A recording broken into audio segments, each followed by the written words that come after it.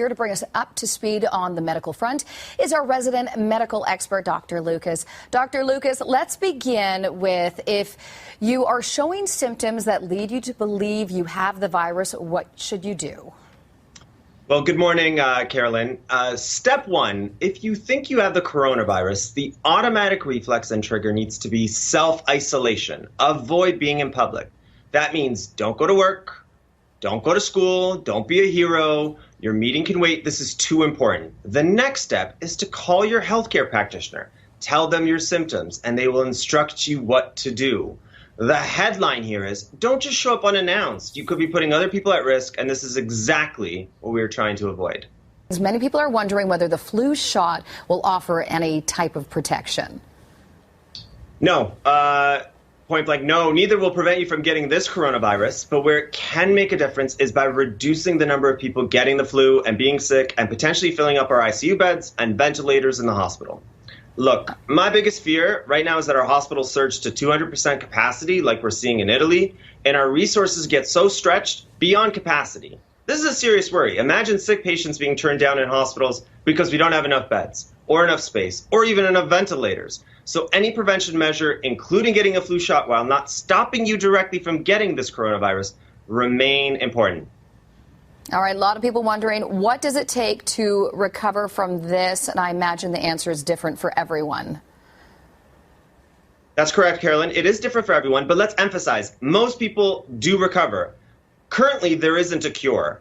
In general, though, when we look at coronavirus patients, they get supportive treatment. That means fluids, oxygen as they need, medicines to reduce fevers. But what might interest you, definitely interests me, is there's places around the world, including the United States and Canada, where we are trying out different medicines, which previously were developed for the Ebola virus or even HIV, and they have antiviral properties, and they may be helping. So this is at least something to hang our hat on, and let's see how this further develops. How will the changing seasons affect the virus's longevity? Great question. A lot of people are speculating, but that's all we can do at this point is speculate. For example, we know with the flu, it thrives in dry and cold weather and then tends to disappear when the weather warms up. We think that this may be the same scenario with the coronavirus, but it remains to be seen. I believe it's going to take more than just weather and a change in seasons to end this pandemic, personally, but time will tell. Hopefully the warmer weather and everything that we're doing right now, all the precautions we're taking, that will really curb this transmission and hopefully come to end this pandemic. Do pregnant women need to take any extra precautions? Long story short is we don't know, Carolyn. There isn't enough data for anyone to answer this question definitively. There have been reports that mothers infected with coronavirus have had premature births, but it's hard to know if they're actually directly related to the coronavirus itself. So despite not knowing, every pregnant woman needs to remain vigilant, fully alert, and still extra cautious at this time. What about children?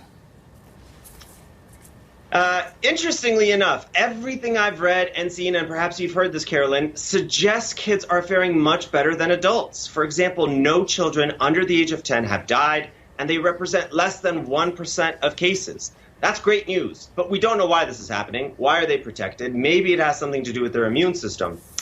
This is certainly not to say, though, they aren't susceptible. So I still want to encourage people, practice regular hygiene, the hand washing. This needs to be done. Social distancing, like closing the schools with March break and everyone traveling, is the right thing to do. So children, we're about to find out, but there's something more to learn about this. All right, you talked about social distancing. Can I go out for dinner with my husband tonight? Yes, Carolyn. If you're in a low-risk area, and Canada and Toronto still low risk, and you can trust that people are honest about not coming in sick, then yes, you can go. But I was talking to my friends yesterday, and here is my advice. This is for larger settings. Chips and dip, not a good idea. In fact, anything that involves a communal bowl, stay away from it. Don't share your forks, your knives, your spoons. Don't sip from someone else's glass. And wash your hands for the full 20 seconds before and after meals. That's the best advice at this time. So many people wondering, when can we expect an end to this?